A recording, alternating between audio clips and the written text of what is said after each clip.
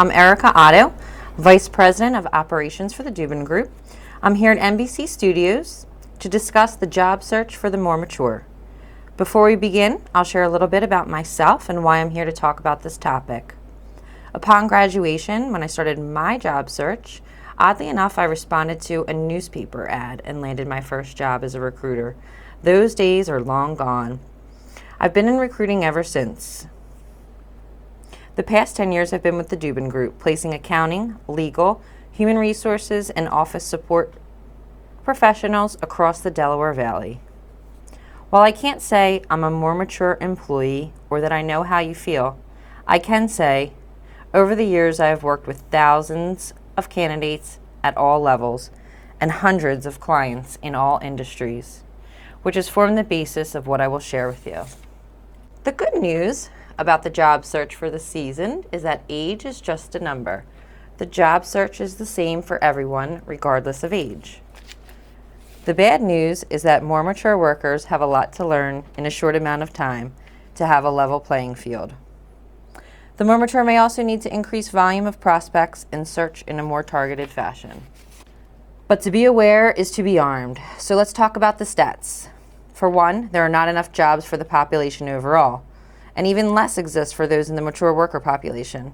Of the 14.9 million unemployed, more than 2.2 million are 55 and over, and nearly half of those have been unemployed 6 months or longer. Those are the facts. Now let's talk about assumptions.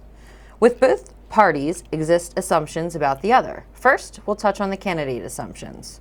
The most common assumptions of the mature job seeker are as follows.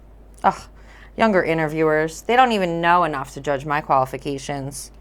iPhones, Facebook, and Tweety Whoosy Whatsits are for the birds. And companies, they just prefer to hire younger workers. My attitude is just fine. The truth?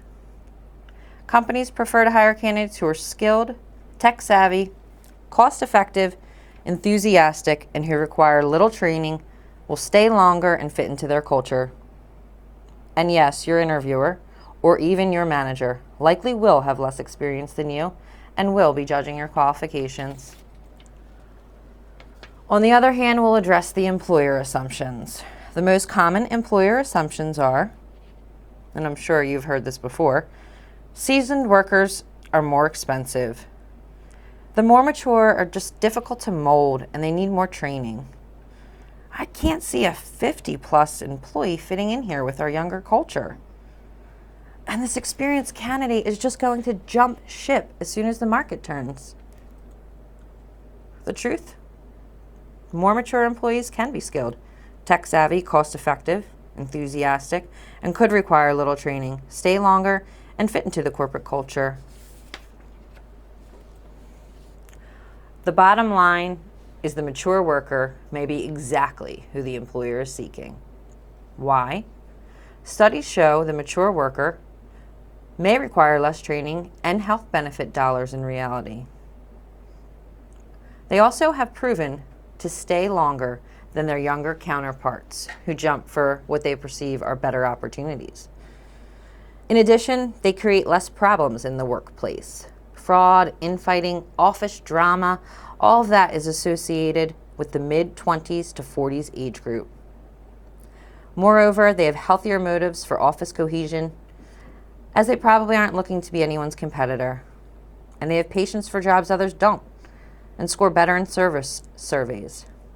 Lastly, they offer better attendance and punctuality due to less competing time demands. So it's time to overcome the assumptions and get started. It begins with a positive attitude. Whether 25 or 52, a negative attitude will stop a job search dead in its tracks. Think positively, act positively, speak positively. Negative thoughts affect attitude and behavior. Find a positive mantra and recite it daily to keep you going.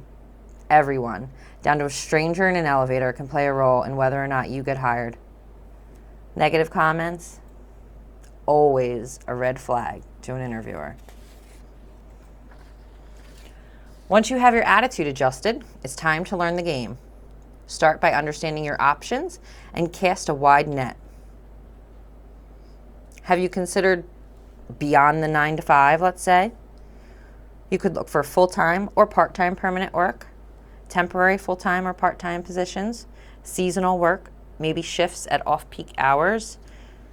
What about self-employment or a home-based business? Or maybe it's time to make a career change.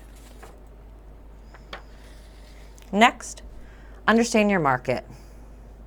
The industries with the most job opportunities for an older worker are accounting and finance, healthcare and personal care, social services and nonprofit, scientific and technical, office support, government and transportation, and pharmaceutical manufacturing. I've done some research and found some local companies who I would consider most friendly to the seasoned professional. These are local to the Philadelphia region and the NBC viewing area. CVS, for one, has a workforce comprised 14% of which is seniors. Deloitte Consulting has a senior partner program, and GE, a golden opportunity program. Avaya and Avaya Partners, Verizon, of which is local, are also on the list. Pepsi Company and Lockheed Martin are two more. After you become knowledgeable with the employment possibilities, it's time to work on that resume. Let's assume you already know the basics thanks to NBC's Monday feature on resumes. But aside from the basics, I would like to provide suggestions that are specific to the mature worker. For starters, use traditional style resume along with a visual and/or a video resume. In your contact information, be sure to include an email address and maybe even a URL to a social media profile. For the objective, list most relevant years of experience rather than total years. Length, as you know, it should not be more than 2 pages. But how can I do that with all of my experience, you ask? You only need to cover 10 to 15 years, and you can use the heading Recent Work Experience if you need to drop a position.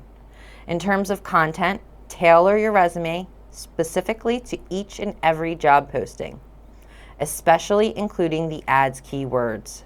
Remember, computers are screening people now. For education, you can omit dates or include only the most recent date. Lastly, for computer skills, list them in a separate section and list as many as possible.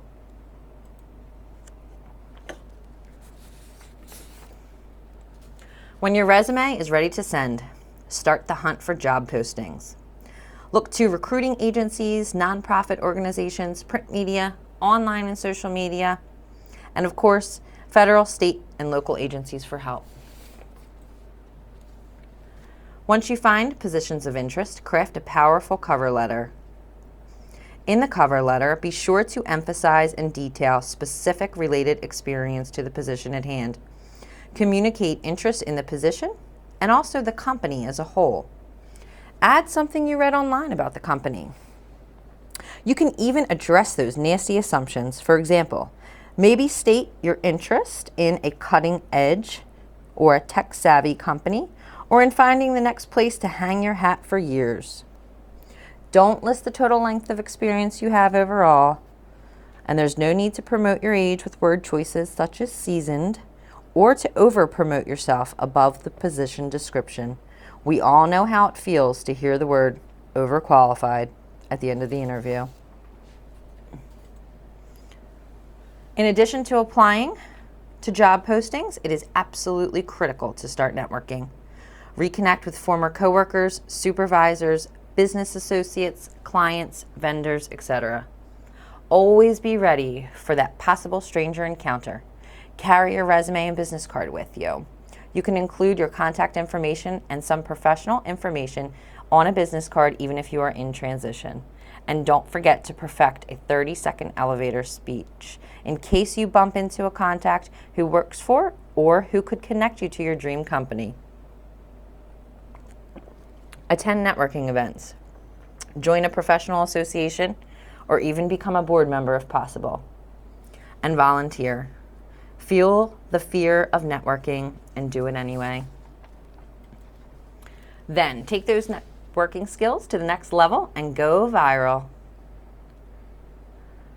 Start with LinkedIn, which is the world's largest professional social network, boasting over 150 million users and adding 2 new members per second.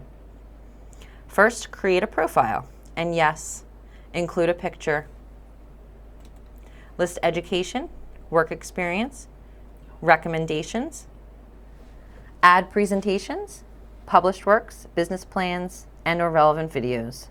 Second, build connections. Find and add your old contacts and view your contacts' connections. Keep in mind, every connection you have is connected to approximately 250 other people.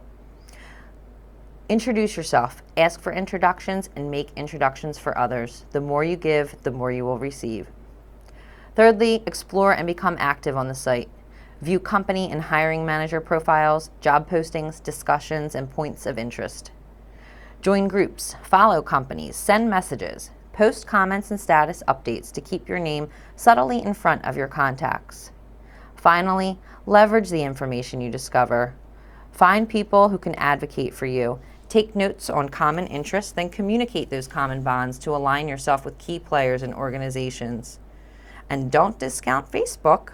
With 845 million users loaded with friends, family, and ex-classmates, they can also open the door to your next opportunity.